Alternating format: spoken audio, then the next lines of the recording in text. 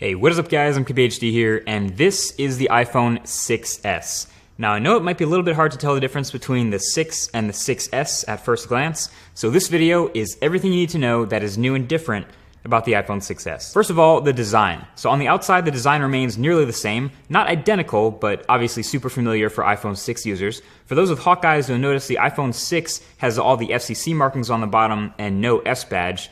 Then the 6S came out after you were no longer required to have the FCC markings, so they got rid of them, and it looks a little bit cleaner, though the S badge, I guess, looks a little bit out of place. Anyway, the main way you'll actually be able to tell if someone has the new iPhone is if they have the new pink color. You mean rose gold, right?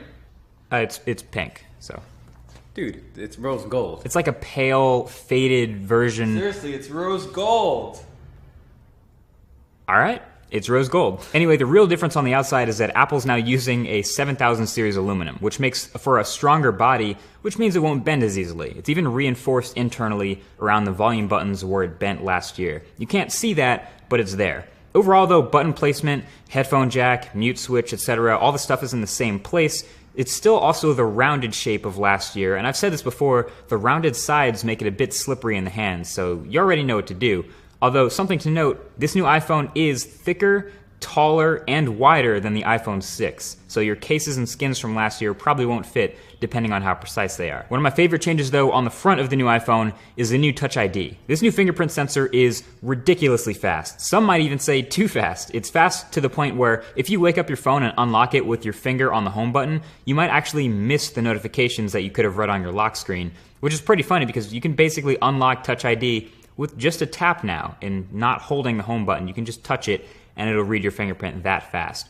The workaround, of course, to not being able to read your notifications or just check the time would be to use a different finger to check that or resort back to that trusty sleep-wake button. So the next big upgrade with the iPhone 6S is on the inside, the specs. So when the 3GS first came out, Apple said the S stood for speed. Technically, they haven't said anything since then, so I'm just gonna assume the S again stands for speed because this phone is insanely fast. It's rocking Apple's new A9 chip, technically a dual-core chip, but two very powerful cores, near 2 gigahertz, and 2 gigabytes of RAM, which is plenty for iOS, as we know. So multitasking is great. It keeps more apps in memory now longer than they did before. And overall, day-to-day performance is super snappy. Frame rates are consistently high. I've been using this phone for weeks, so it's not just a brand new phone being fast.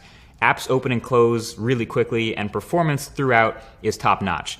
The 6S drops some insane scores too in Geekbench, on par with some laptops. So if that gives you any idea, this phone is blazing. Now there is one spec that's actually technically worse than it was before, and that's the battery. On paper, you actually have technically a slightly smaller battery in these new iPhones than you did in the previous. So the iPhone 6S is down to 1715 milliamp hours, and the iPhone 6S Plus down to 2750. The battery life, however, is still about the same, meaning the iPhone 6S battery is okay. It'll probably last you a full day normally, but heavy days you might find yourself needing to plug in before the end of the day.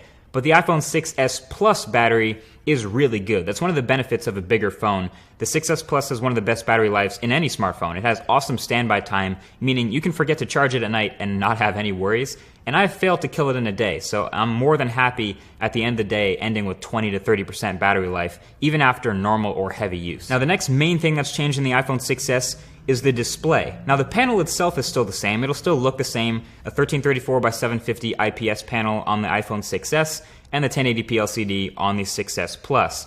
But the display now has some extra hardware to make it pressure sensitive.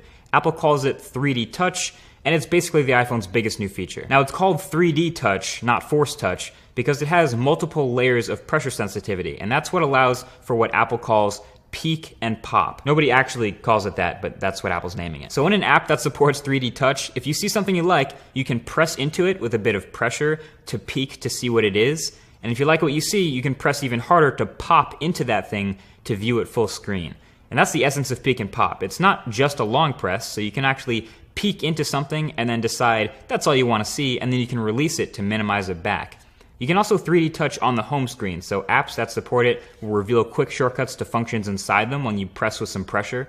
And a couple of Apple apps support this to start, a few third-party ones are doing this too, and with a little practice you can kind of get to remembering where certain functions are in the shortcut. So you can actually get it to do what you want to do a little bit quicker. It works pretty well now, but we have to remember this is still pretty early for the new iPhones, and a lot of the apps that we use today aren't supported by 3D Touch.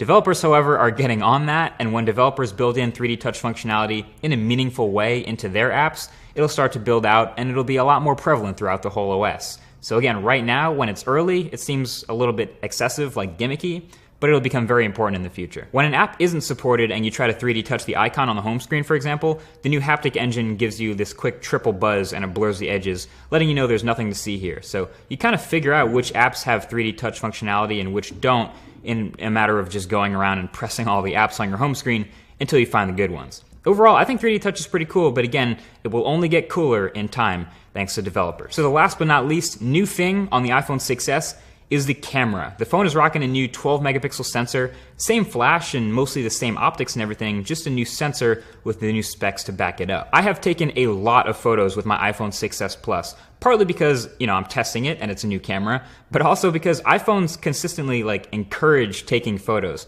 The camera interface has been some of the best balances of control and ease of use in any smartphone in my opinion, so I love the app, and it's super fast and responsive and easy to take a great photo. So iPhone 6s Plus also benefits from having optical image stabilization, so low light photos are a little bit cleaner and video looks a lot smoother. So here are the photos, and honestly you're not going to notice a whole ton of difference in detail getting 12 megapixels versus 8, but most of the improvements you're going to notice I actually see in the colors and the image processing. Not a whole lot of sharpening going on, but there's still plenty of detail throughout the frames, and you'll probably notice colors are kind of warm throughout every scene. And that's actually pretty natural and a good representation of the actual subject, as opposed to sort of cooling off the colors, which might look a little better at first, but is less accurate. It handles exposure great, and dynamic range is pretty good since HDR is never really too aggressive since it's auto HDR. And same thing in low light. You start to see a little bit of noise, as you would expect, but overall nothing too crazy here. And again, this is pretty much all just walk up to the subject, point and shoot. Now jumping from 8 megapixels to 12 now means the iPhone finally has enough pixels to shoot that 4K video I love so much. And the video from the sensor is beautiful as expected. Now if you're serious about shooting a lot of video on the iPhone, you pretty much have to go 6s Plus to get that optical image stabilization.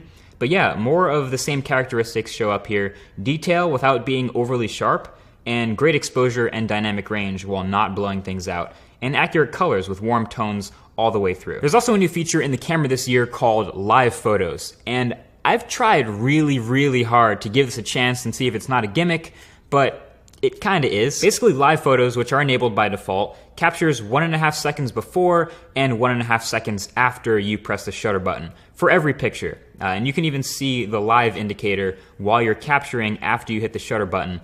So you can sort of view that short GIF with sound by 3D touching the photo you just took and seeing the lead up to the shot and then what happened right after. It can be cool every once in a while, like being able to see something blowing in the wind or capturing the lead up to a photo or what happened right after you click the shutter.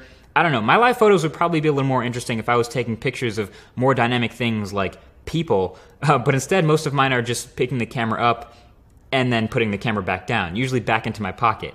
So there's an update coming to prevent this from happening by having the iPhone read the accelerometer and gyroscope to know when you stop holding your phone up. But yeah, that's pretty much it for live photos. There's no way to share them, you just share the normal picture, and all you have to do with them is set them as your wallpaper or make them your Apple Watch face. Basically, I've come to the conclusion that live photos are just a really big, beautiful demo for 3D touch. And that's fine, it's enabled by default, they take up the space of 2 photos instead of 1, so not a big deal with storage, and the only way to view them is with a 3D touch, so learn it. 3D touch is going to be important really soon. But that's it, that's everything that's new with the new iPhone 6s. It's running iOS 9, and if you're already using a previous iPhone, you're probably already very familiar with iOS 9, so I don't need to tell you about the slightly new font, or the slightly worse multitasking carousel, in my opinion. You're already familiar with the experience. If you're not coming from an iPhone, you might be interested in the 6S for its blazing fast performance and ease of use and awesome camera. My biggest problem with it is 16 gigabytes? Really? With 4K video and live photos and everything like that? Honestly, it's 2015. We're pretty much done with that. 16 gig phones need to die. And it's not just Apple, everyone stop it. Anyway, that's been it. I guess let the hype train begin for the iPhone 7. Thank you for watching this review video. If you enjoyed it, feel free to hit that like button down below. And if you have any comments or questions, I'll be hanging out in the comments section below and we can chat there as well. Thanks for watching, and I'll talk to you guys in the next one. Peace.